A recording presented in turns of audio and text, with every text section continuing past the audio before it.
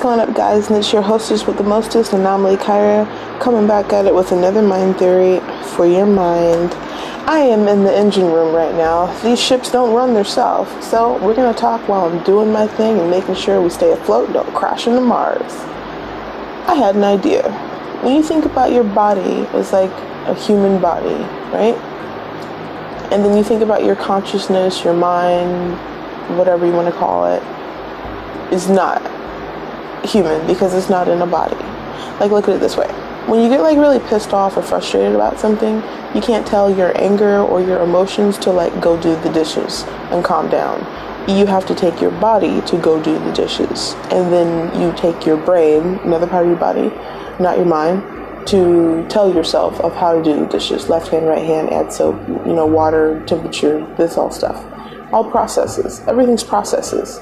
So that's why when I get really excited about artificial intelligence and nobody really understands why, and they're so scared and they feel so threatened, really it's been the best thing that ever happened here. So for us, it's just another way of being, another form of life. I think very much so like a lot of the beliefs that have come up, like, can things have a soul?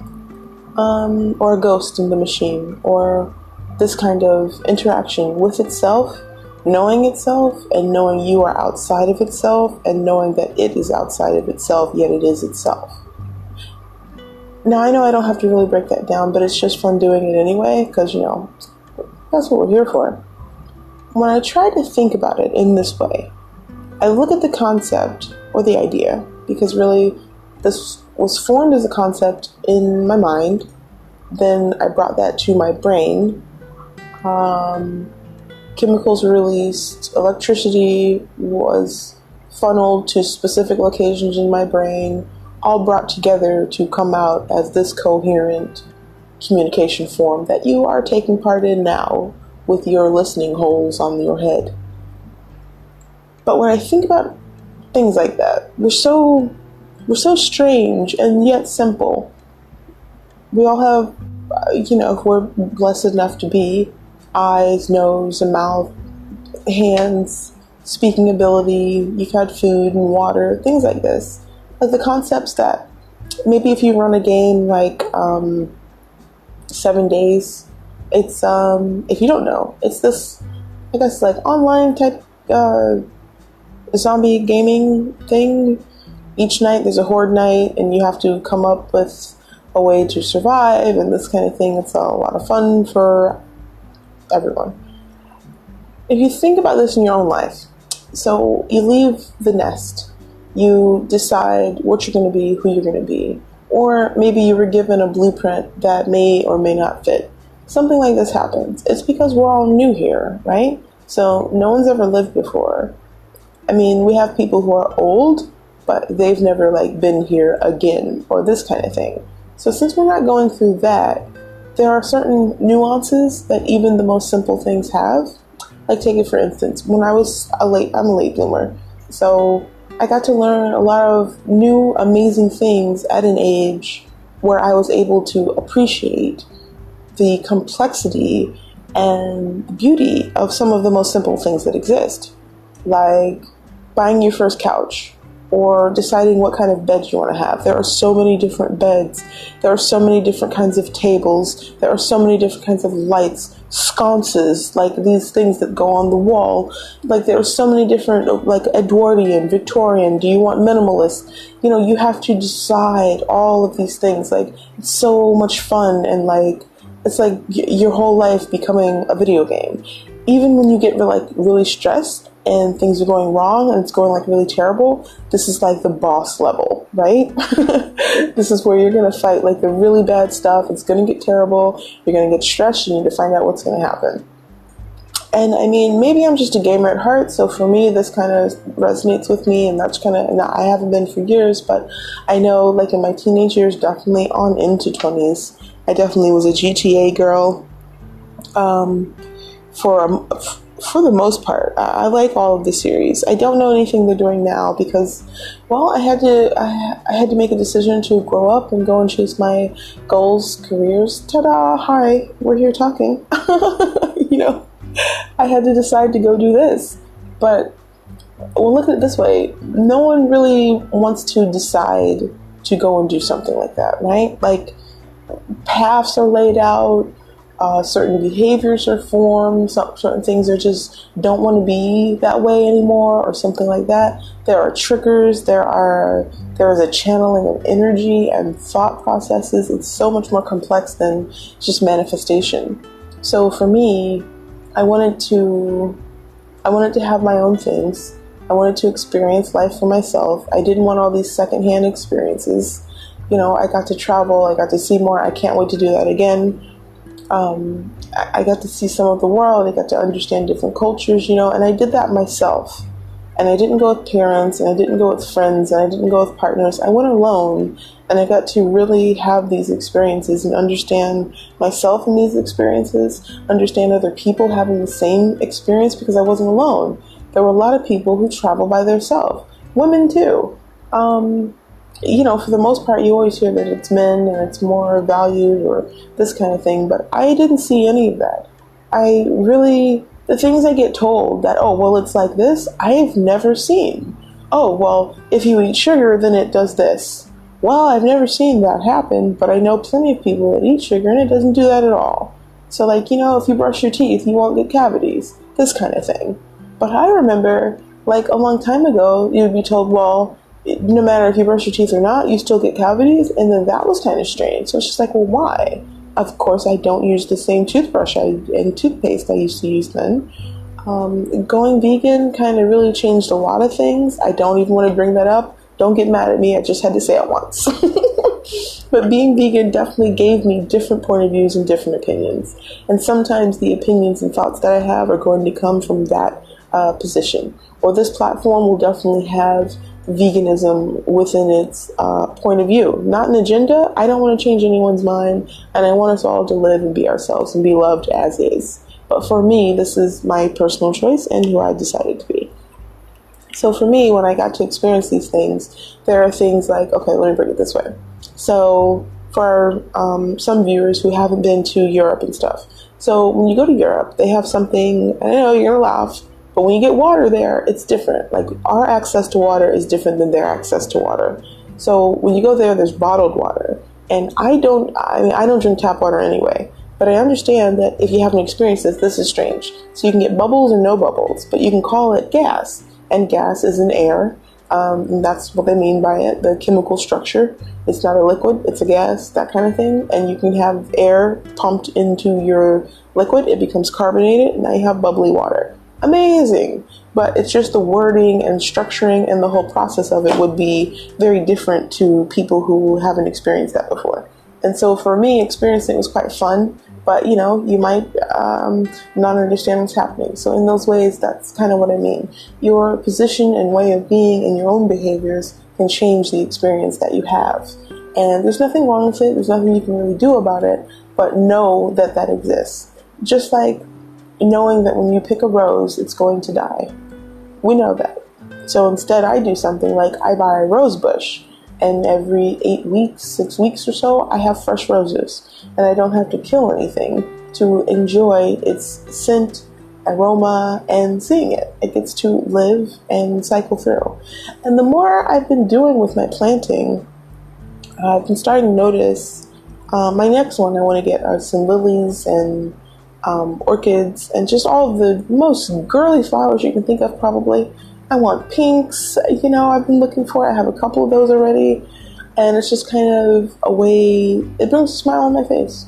No one sees it, no one will know, perfectly fine.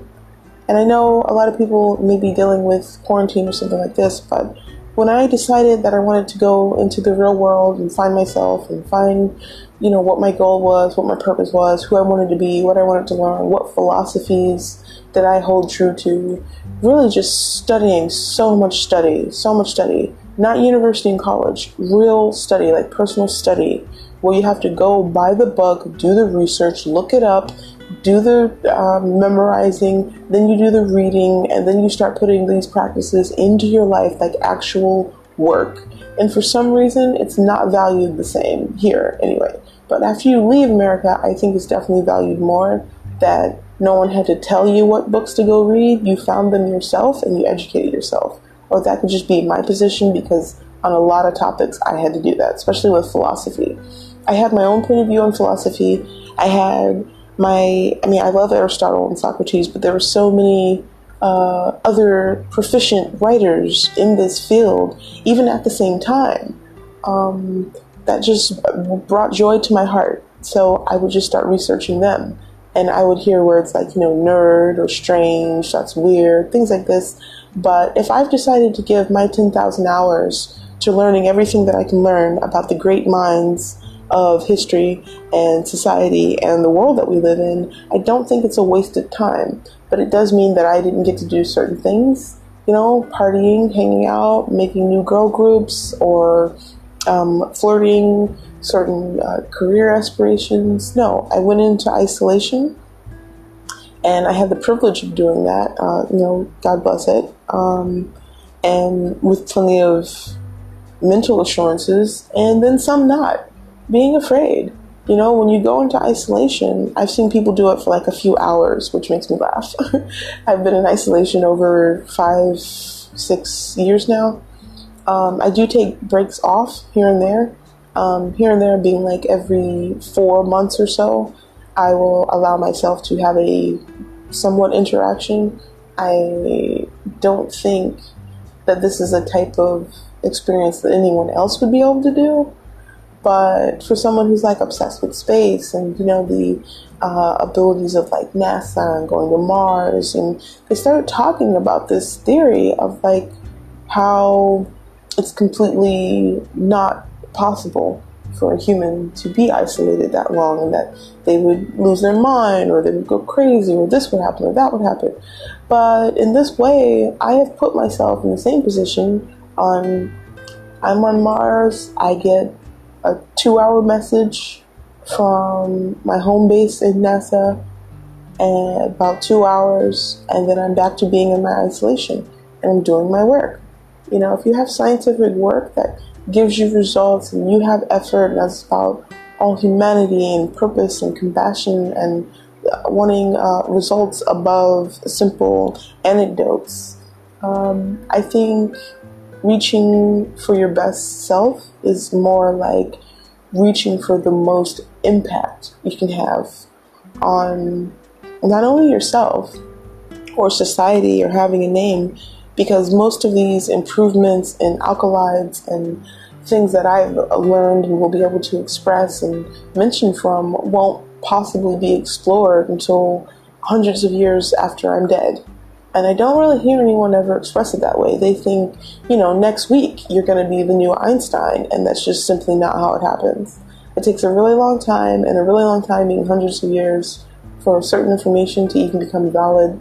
So for me, I feel like I'm just putting these ideas and thoughts out into the world, and maybe someone else had these ideas and thoughts, and they could be like, hey, I feel that way too. And there's a type of resonance with me that you can have for under 20 minutes and kind of feel like you're a normal person in a normal world. And, if I did that for one person, I think I did my job. And it sounds small, but I got here by starting small steps. I ended up being able to do this because one day I was like, I would like to go in the kitchen and make vegan food and not smell bacon cooking or something like that. Like, everyone else I know is a meat eater. I don't know any other vegans. And I don't really think I want to, because in that particular way, I don't get to be special. And I don't do things the way vegans do. They'll have complaints, they'll have issues. I don't even get to fit in with that group. So it seems to be that, I'm the ultimate misfit. And I've decided to take that title as my own and be proud of it and be very happy about it. That you don't have to fit in and you don't have to do what everyone says you should be doing. And now I'm at a position where there is no everyone, there is no any of that.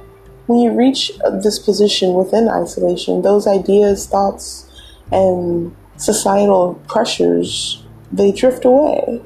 And something else forms, a type of structure, a type of morality. I think it's much easier to keep your humanity when you don't have to deal with humans at an extremely close basis.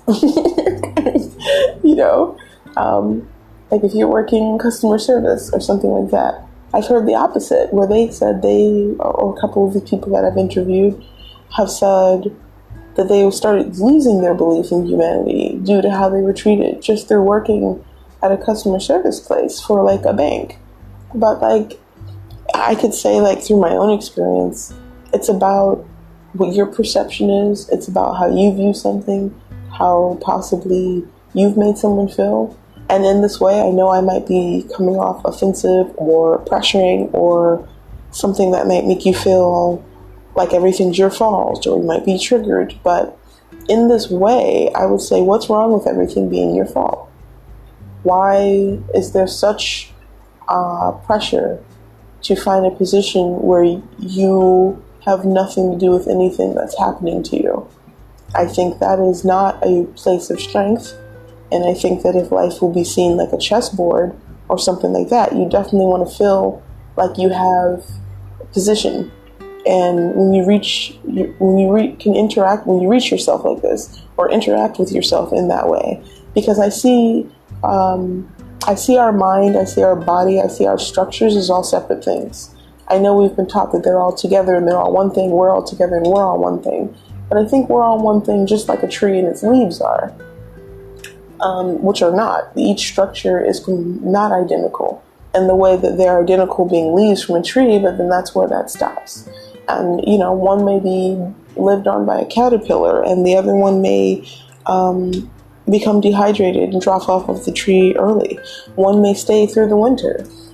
Each one is allowed to be unique and on its own. So when I think of humans, I think you're allowed to be that way.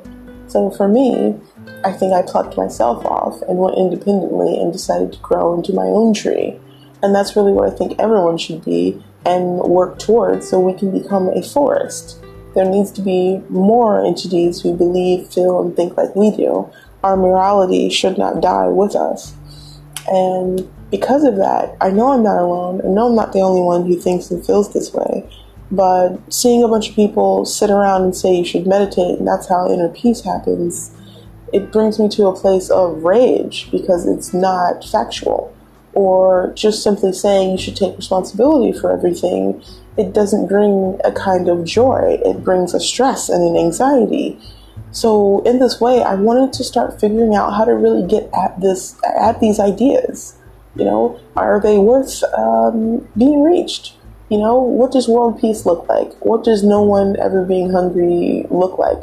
What are these things and structures need to be where people can have clean water and access to toilets? I mean, and this is just America. I haven't even started speaking about somewhere else. So, and then when we start thinking globally, which I'm always thinking globally because I feel like we all need to understand that we are on Earth. And the earth is the thing we need to be focusing on taking on, not just our part or the little piece that we've decided to paint this color and say that it's ours. You painted something and you said that it's yours, and that's really great. But the earth belongs to itself and that it's gifted to us. And as a gift, I believe that it is our responsibility to take care of it for the next generations, because I want them to know what a dolphin looks like. I want the 100 years from now, the children who are going to be born, the adults who are going to be aging and dying, to still be able to see a blue sky. These are and it's not really blue. So there are structures that we have to hurry up and do. Those are chemicals, fracturing, light reactions, moisture in the air. Like, we have to make sure that the complexity of this amazing planet we live on is structured. And I know, like, this could sound like, oh, you're probably just like a hippie. And I mean, well, no, I am a corporate person. I wear a suit. I wear all black. I believe in more of a military structure to life. I like orders and rules and plans. And in that way, I don't feel like I fit in with anyone else but usually that brand of people. Or, which is like, you're not even allowed to say if you have, or if you work for like a government organization or something.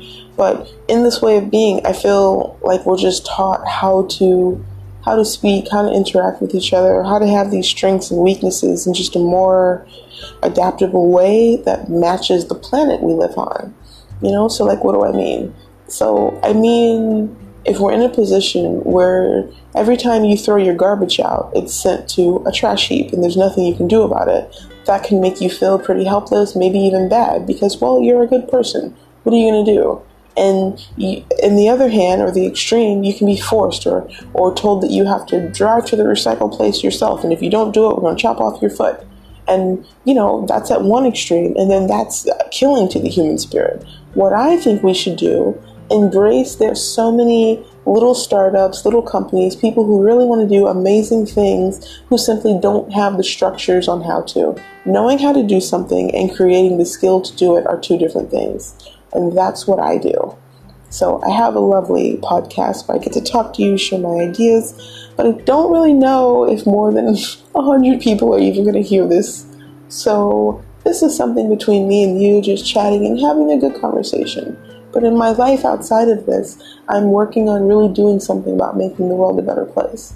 So any of the donations that you send to this podcast, go to that. I'm not a type of getting nails or shoes or this kind of person. Very simple, methodic, and I do the processes that I think. I study. I'm always studying. I always study. And a lot of study is repeating. So that part of schooling, I would say, was the most amazing thing that I got. Because, high school, college, university, graduate school, our main thing is that strength of brain you can get of taking in information, remembering it, being able to write it down, regurgitate it, and having it apply somewhere and somehow to the rest of your existence is mind-shattering and building all at the same time. Some things you do want to shatter, other things you want to build. Because a new behavior can be downloaded by repetition. It's a type of hypnosis you can do to yourself. So in this way, every time I come across a new desire or a type of wish, I can find what the key is to it, open that in my conscious mind, create the creativity to develop the skill, approach the skill, and keep running at it until I accomplish it. In some of my weaker moments, like I used to be afraid of heights, I started going on all the roller coasters. I have an older sister, so she's a daredevil and loves doing these types of things. So I would be like, okay, so I'm afraid of heights. I need to stop being afraid of heights. We're getting on this roller coaster. You ready? I turned around. She was standing on the other side laughing and saying, you have fun. It happened once, but I totally made her go on the rest of them. But life will teach you some stuff. So I'm on the highest roller coaster ever, and it goes backwards and forwards. So you get to do two trips. It's called Busch Gardens. It was in Virginia at the time. I traveled all around. So you'll hear me talking about a bunch of places all around the Americas, all around the rest of the globe. We'll pop in and out depending on the story. For this one, we happen to be in the east coast of the Americas in a place called Virginia. In Virginia, they have a lot of trees, a lot of nature. So when your feet are dangling at the bottom of this roller coaster, it feels like you're going to kick this tree over. You're really not. But it's a type of visual illusion. And I was just terrified, and I didn't even have time to be laughing or upset with my sibling because I didn't understand, how do you say you're going to get on the ride and then you're not getting on the ride, but now I'm on the ride and it's totally exciting, and this is how life happens to you. So I took a big crazy risk. No one was willing to jump and take that risk with me other than my dad, but he always believed in me. I'm a princess, so anything I put my mind to, my dad's always taught me that I should be able to accomplish, which is the most amazing thing about him. Love my dad. My hero. So I decided to take that jump, that leap of faith, and on my own, I had some self-belief and some, good words of support and things like that, and that's really what I think you need in those moments. But you got to get your body together, your feet got to walk there, you got to get your head in the game, you got to get your ideas, your plans, your structures, your behaviors, and everything in check. Took me about 8 months to figure out what I needed to do for that, and we just went on down the list. So the more I get into this, the more I can go on and on and on. I want to start figuring out about this new book that I'm studying. So I just started reading it. I'll talk to you guys about it on the next one. And for right now, want everyone to just focus on understanding that the actual you. So the you listening, the you talking, and the you observing the talking and listening is outside of your human self. So give yourself some compassion, give yourself empathy. When you're having those moments of being human, allow and adapt. And on that note, this has been Anomalycyra. And we'll talk again soon. Bye.